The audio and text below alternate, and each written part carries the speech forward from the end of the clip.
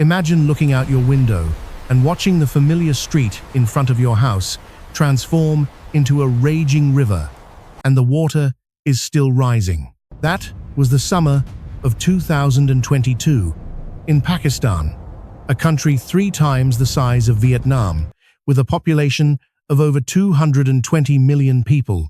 1/3 of Pakistan's entire territory was submerged underwater, an area equivalent to all of Vietnam, from Hanoi to Da Nang, being completely inundated for weeks on end. This was the deadliest flood in Pakistan's recorded history, and one of the most economically devastating climate disasters ever endured by any developing nation. But the strangest part is not the scale of it. It's that scientists had accurately predicted this disaster decades in advance, and the world still wasn't ready.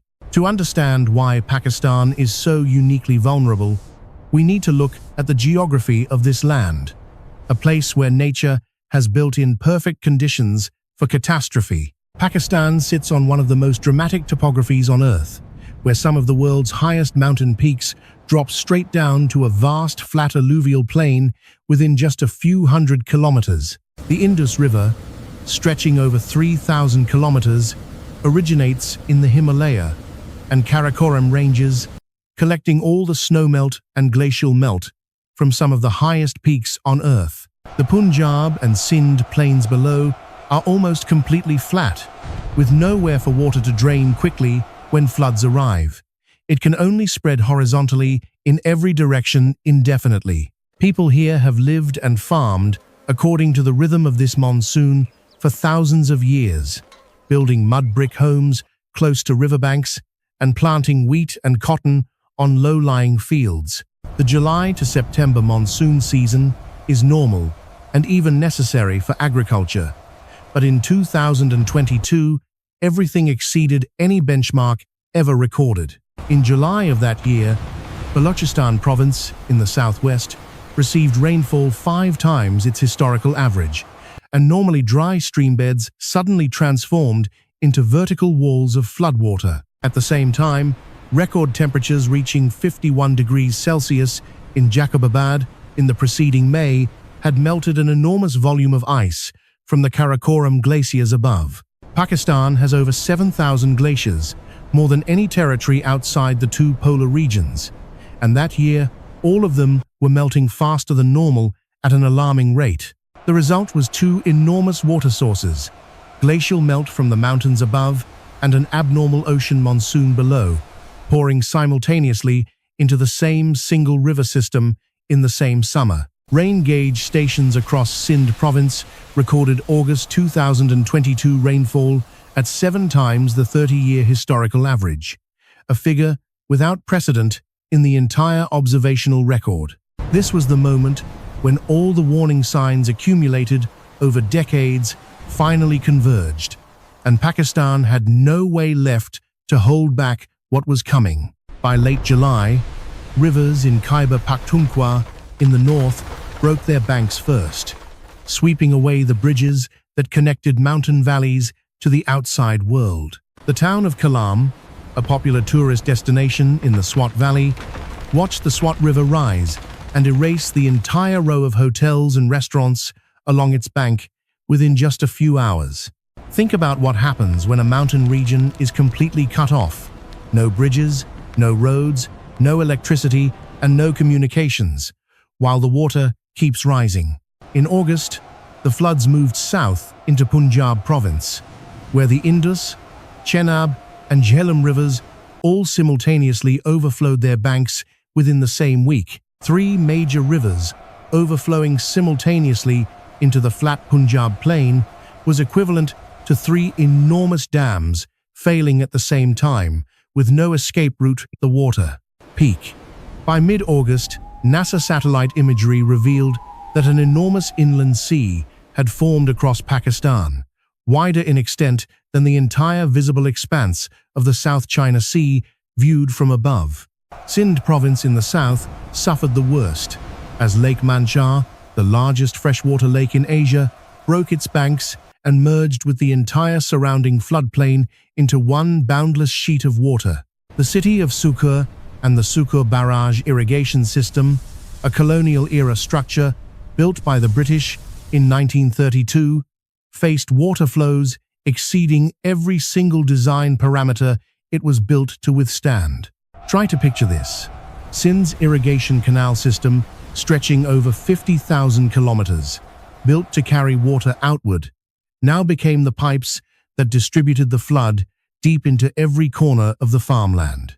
The town of Dadu, administrative center of Dadu district, was completely isolated when every road leading into the town sank under more than 2 meters of water, severing all ground transport links for weeks. Over 33 million people were directly affected, equivalent to the entire population of Vietnam, from Hanoi to Ho, losing their homes, crops, or being cut off by floodwater. Inside the inundated zone, there was no electricity, no clean water, no food, and the air temperature stayed above 40 degrees Celsius even during the monsoon, creating living conditions that were nearly unbearable. Over 1 million homes were completely destroyed, most of them traditional mud brick structures that rapidly dissolved when soaked in floodwater for weeks on end. This was not just losing a roof, it was losing the entire accumulated wealth of a lifetime. Because in Pakistan's rural communities, the home is often the only asset a family possesses. Pakistan's healthcare system, already under enormous strain before the floods, came close to complete collapse across the affected provinces, with hundreds of medical facilities inundated and non-functional. Over 900 health facilities nationwide were damaged or destroyed, precisely at the moment when millions of people needed treatment for wounds, waterborne diseases, and emergency childbirth. Cholera, dengue fever, and skin disease from contaminated water spread widely because millions of people were forced to live in and around floodwater contaminated by sewage and animal carcasses. This was no longer just a natural disaster.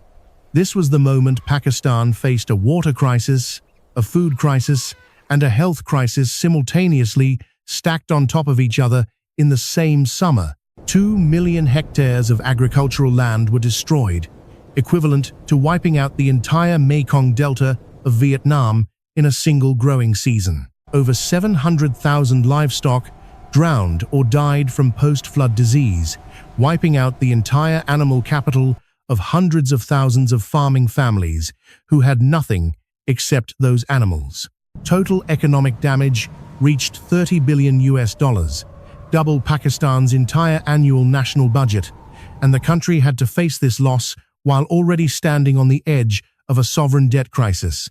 The Pakistani government declared a national emergency, and for the first time in history, the United Nations launched a maximum-level humanitarian aid appeal specifically because of a weather disaster. The Pakistan Army mobilized over 100 helicopters to reach isolated communities, while civilian boats were requisitioned from coastal regions to operate in the middle of the submerged inland plains. But the scale of the disaster exceeded the response capacity of any government, when simultaneously millions of people needed evacuation from thousands of separate locations across 4 different provinces. The city of Jacobabad in Sindh, one of the hottest inhabited places on Earth with temperatures that can exceed 50 degrees Celsius, flooded severely when its urban drainage system had absolutely no capacity to handle the abnormal rainfall. Balochistan, in the southwest, suffered the most severe transport damage when over 3,000 kilometers of roads were completely swept away by flash floods descending from its arid mountain ranges. Over 2,000 people died throughout the flood season, but the number who perished from post-flood disease, malnutrition, and lack of medical access in the following months was estimated to be far higher. Children under 5 were the most vulnerable group, with over 600,000 children suffering severe acute malnutrition in the months following the disaster, a figure UNICEF described as a large-scale nutrition emergency. Tens of thousands of schools were destroyed or damaged, disrupting the education of over 3 million children, many of whom could not return to school for an entire academic year afterward. But there was one thing no relief agency could put on a damage list, and that was the psychological collapse of farmers who had lost not just that year's harvest, but their entire livelihood for years to come. When the waters began slowly receding in October, what emerged was not farmland that could be immediately replanted, but a thick layer of compacted silt crust covering every field. That silt layer, under normal conditions, is what makes the Indus Plain fertile. But when deposited at tens of centimeters of depth in just a few weeks, it transformed farmland into concrete hard ground. In the lowest lying areas of Sindh, the floodwater did not fully drain until January 2023, meaning many communities lived in continuous inundation for over 6 months. This is the point where the natural disaster transformed into a prolonged socio-economic crisis, when people could not return, could not farm, and could not rebuild while the land remained submerged. In total, the floods of 2022 in Pakistan damaged or destroyed over 720,000 kilometers of roads. Rebuilding them would take years and billions of dollars that Pakistan simply did not have. Over 400 bridges completely collapsed, permanently severing many road links between regions until reconstruction budgets materialized, a timeline impossible to determine given Pakistan's economic crisis. Pakistan launched one of the largest humanitarian aid appeals in international history, and while the initial international community response was swift, it still covered only a small fraction of the actual need.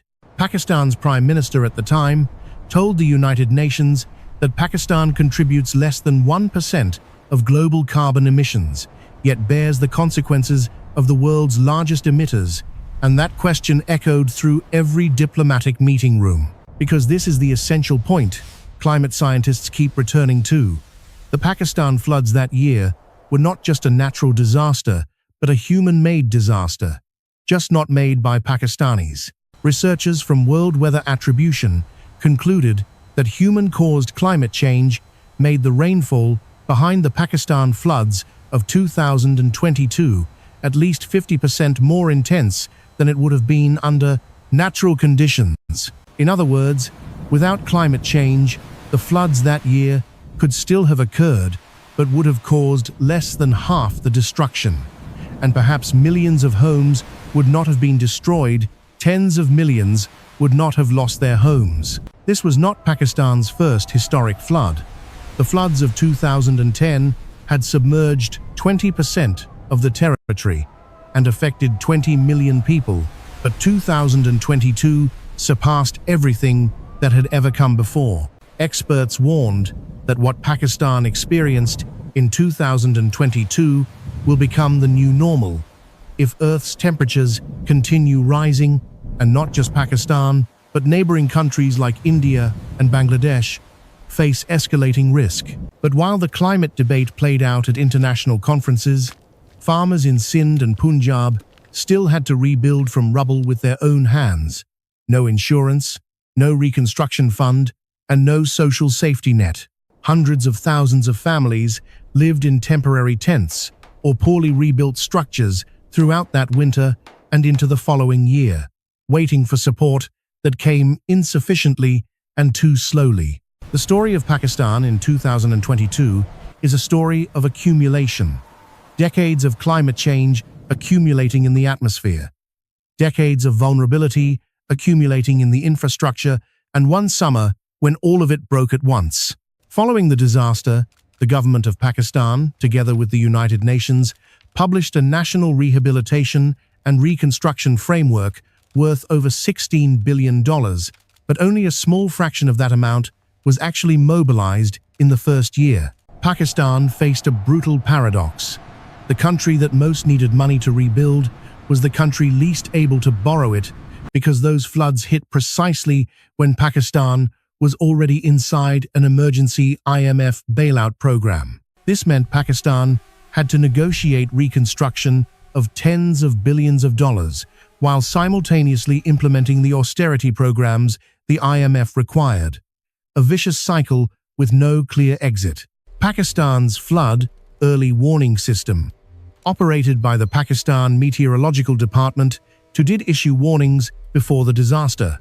But the information distribution system, down to village level, was too weak to convert warnings into action. This painful lesson accelerated a wave of early warning system reform, supported by the United Nations through the Global Early Warnings for All initiative, formally announced by Secretary-General Antonio Guterres in 2022. Within the international community, the Pakistan disaster that year reignited the debate around climate finance and the loss and damage mechanism for the most climate-vulnerable developing countries.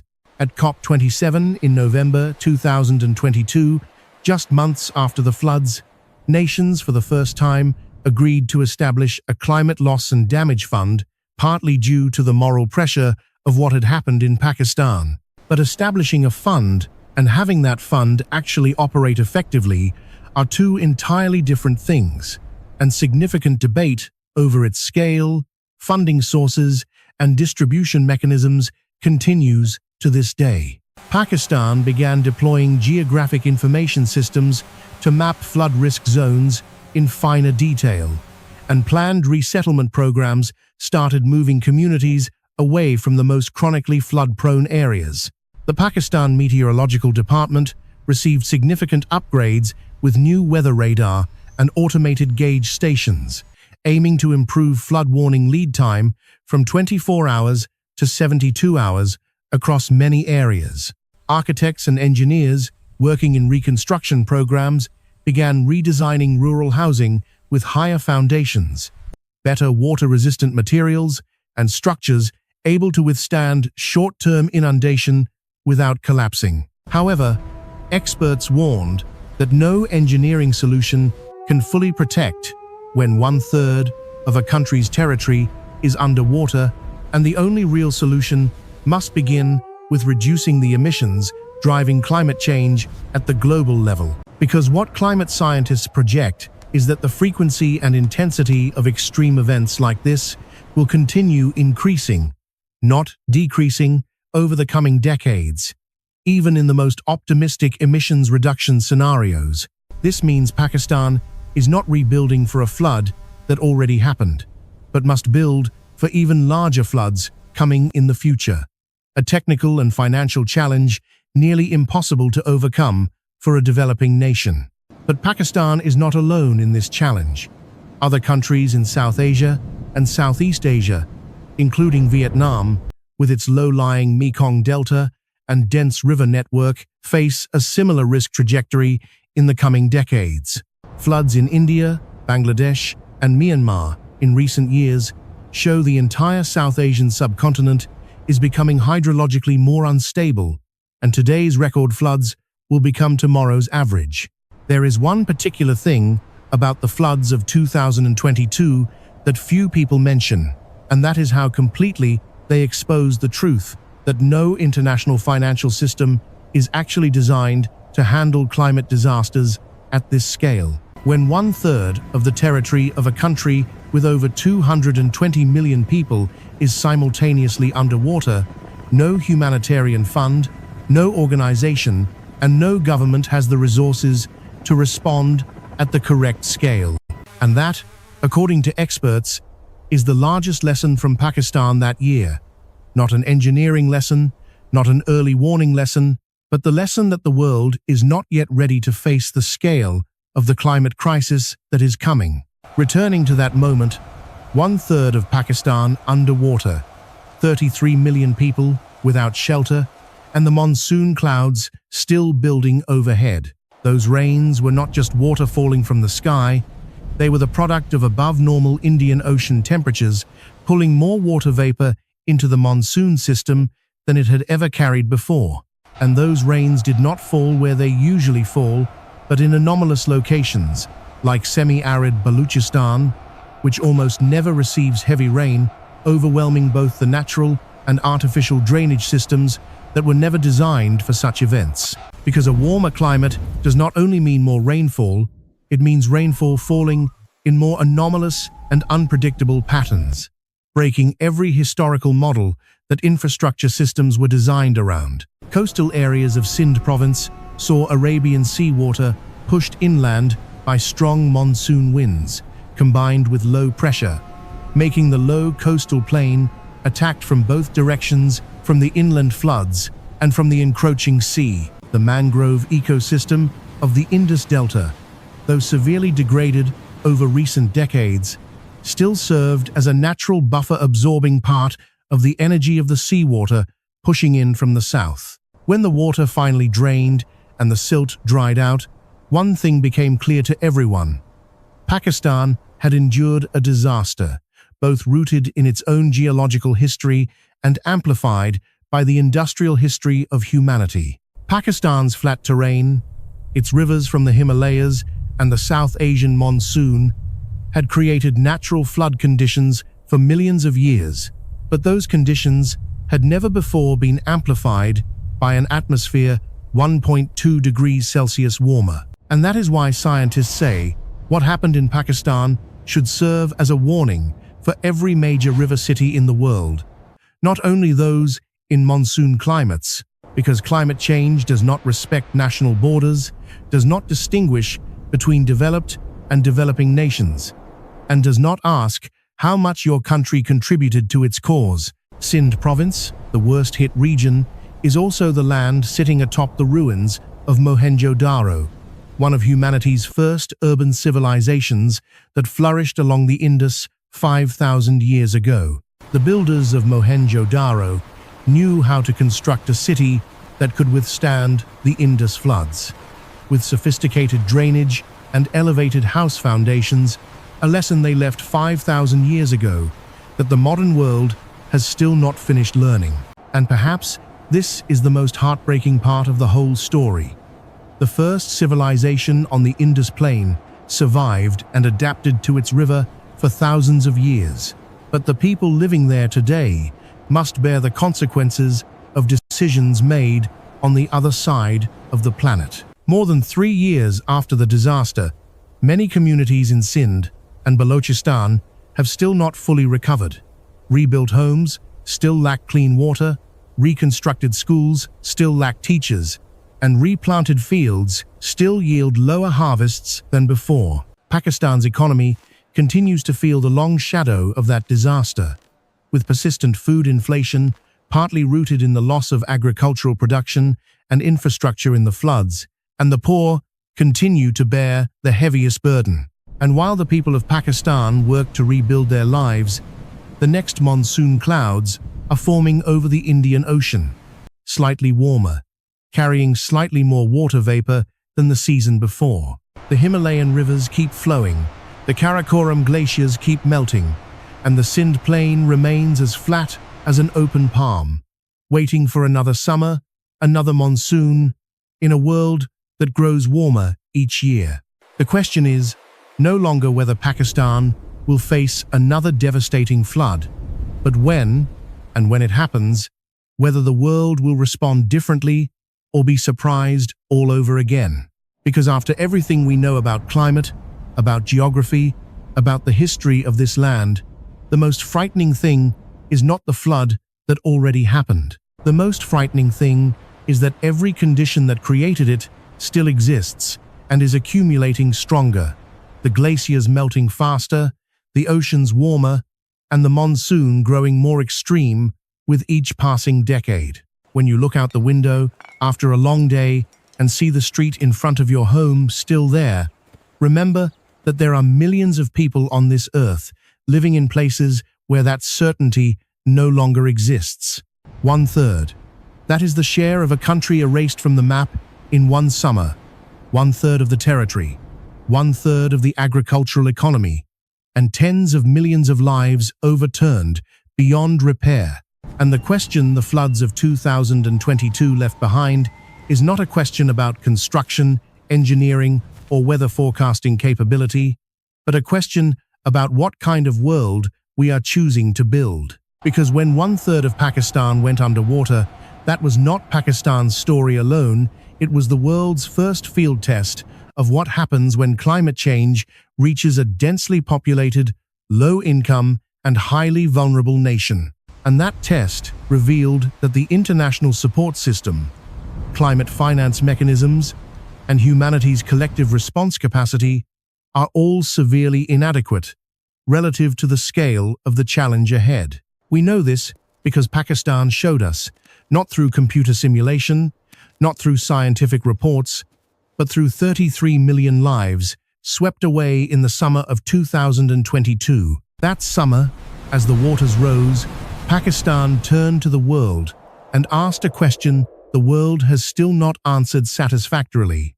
Who bears responsibility when a climate destroys a country that did not make it? The cotton and rice fields of Sindh have grown back, the homes rebuilt in new brick, and life has found its way to continue as it always does, but the memory of that summer still lies in the silt layer beneath every field. That silt layer will be there permanently, a thin but indelible stratigraphic record, physical evidence that in 2022, nature and human history met here and changed everything. 5,000 years ago, the people of Mohenjo-Daro built their city high enough to survive the floods of the Indus. They lasted for over 700 years. The question today's world must answer is whether we are as wise as the builders of Mohenjo-Daro, those who read the river and built their lives in harmony with it. 1/3. That is all it took for water to remind us that what we call civilization still depends on the tolerance of forces we have never truly controlled. 1/3 of Pakistan went under in the summer of 2022, but the consequences of that summer are still shaping the lives of tens of millions of people to this day, and the question it asked of the world remains unanswered.